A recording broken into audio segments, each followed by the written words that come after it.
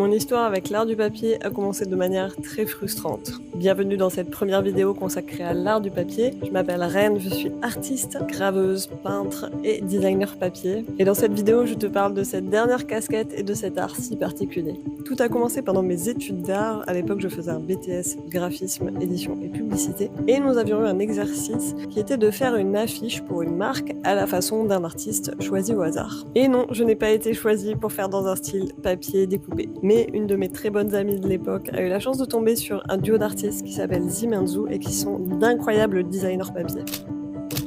Vraiment, l'affiche qu'elle a rendue était magnifique et hyper colorée et ça a été une grande frustration pour moi de ne pas avoir été tombée sur eux. Qu'à cela ne tienne, j'ai pris ma revanche quelques années plus tard pour un autre travail dans une autre école où j'ai créé ma première carte de vœux tout en papier.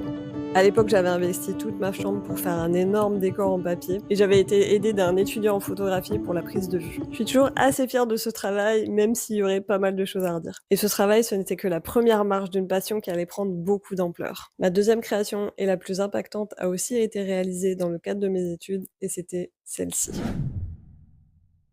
Nous devions imaginer une affiche autour d'une des fables de La Fontaine, mais qui fasse plutôt affiche de théâtre ou de film et qui soit en grande partie réalisée en papier découpé. Pour cette création, je me suis entièrement inspirée d'un artiste que j'ai découvert à ce moment-là, qui s'appelle Antoine Guillaupe et qui fait des livres entièrement en papier découpé.